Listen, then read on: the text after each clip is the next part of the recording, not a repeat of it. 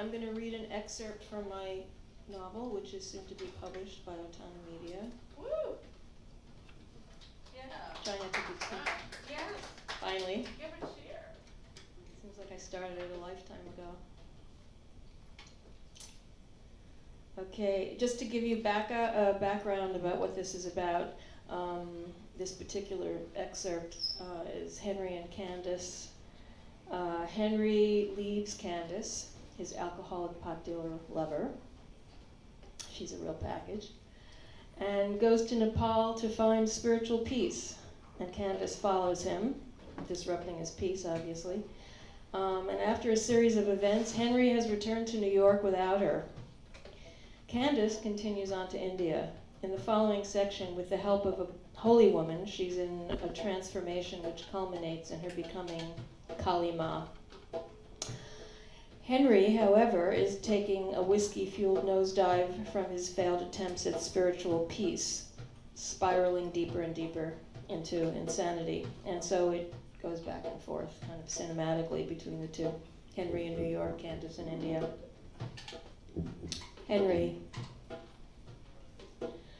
I've got the TV on mute so I can read this stuff and still look up at all those guys in suits shooting at each other. Candace is pretty organized when you think about it. Not so concerned about clean maybe, but everything in its place. Her life is like a library if you know the system. You can find anything you want. She has inlaid boxes from Afghanistan and leather luggage from Madrid, suitcases full of her other lives, the ones before me, that is. She has 2 Halliburtons. That's where she keeps the important shit. One of them was where she kept the gun. Now, it just has all her old passports and her visas for various entries into India and Tibet from 25 years ago. She's always talking about how opium was so cheap and hash you could buy an ounce of either or both, throw whatever was left at the border and buy more on the other side. I sometimes wonder how much she was actually there, being so out of it.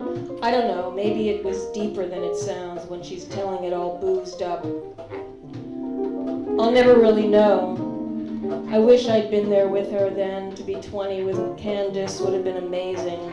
And at 50, we would have been able to think back about each other when we were 20. But we can never do that. This bottle's almost empty, and I've read every letter, every note that anyone's ever written to her. She saves every scrap of paper and files it away. It's like the Candace Museum. A note from some guy she met on a plane. I think he might have been a flight attendant.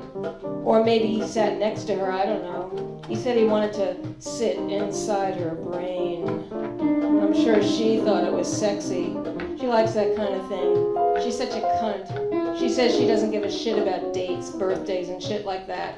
But if you ignore her birthday, not because you're forgetful, but because she's piled on some major shit and you're pissed off, so you settle into some passive-aggressive crap just so things don't get too loud, feeling like a schmuck and it's for nothing anyway, because she ends up separating your head from your neck, since you're already dickless.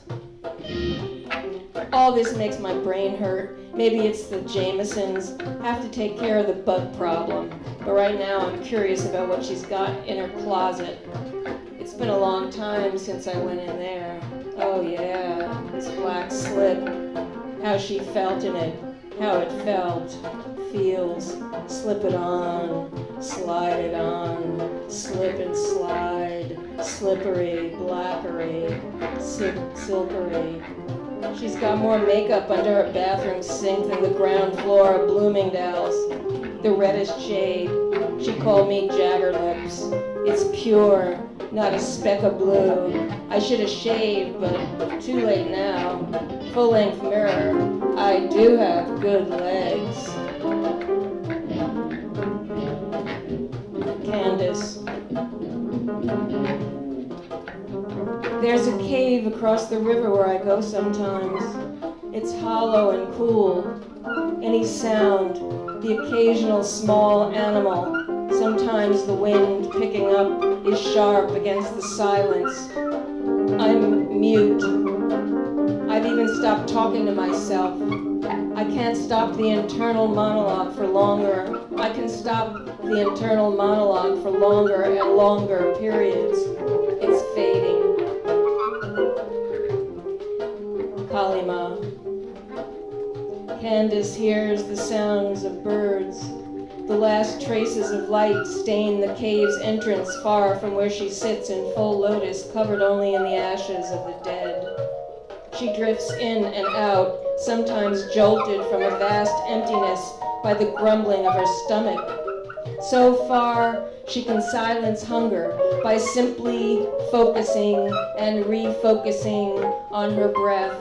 But the stomach is a dumb animal, and its indifference to mind over matter is becoming more apparent in the increasing volume of its complaint. It clenches itself like a fist, and it's all she can do to keep her eyes closed, though she hears something scratching along the ground somewhere to her left. She's conquered fear, never feared the dark, until right before she conquered it.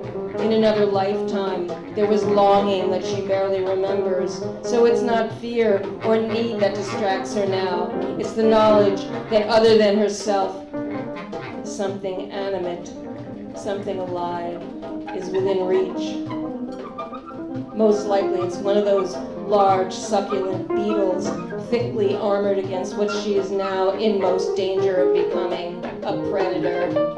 Since she hasn't really conquered appetite, has only concealed it, and despite having risen above the desire for even the simplest bowl of rice, is about to succumb to defeat for the taste of something that until now has been far from tempting or even remotely relevant to the satisfaction of any desire, let alone hunger, especially hunger.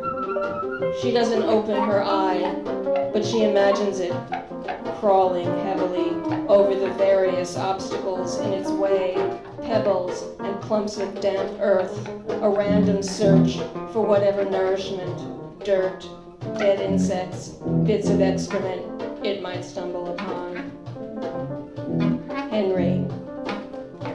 Henry clicks on the mute button and twists open the bottle of Jameson's that Ivan brought over. He refills the water glass halfway and recaps the bottle. Where are you and what the fuck are you doing?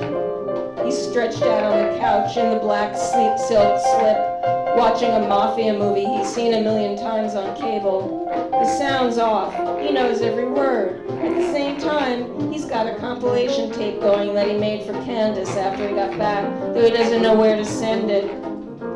Dolly Parton and Chris Christopherson singing about eternal love. Nina Simone's bitter irony. Chet Baker in a drugged state of need. He closes his eyes, trying to remember her scent. He's watching his own suffering with some amusement, wondering how far he'll go. He lights a cigarette, feels his lungs, heart, the cold, dry room, the air conditioner hum. Images float up from a place between dream and thought. India, dung smoke, and diesel.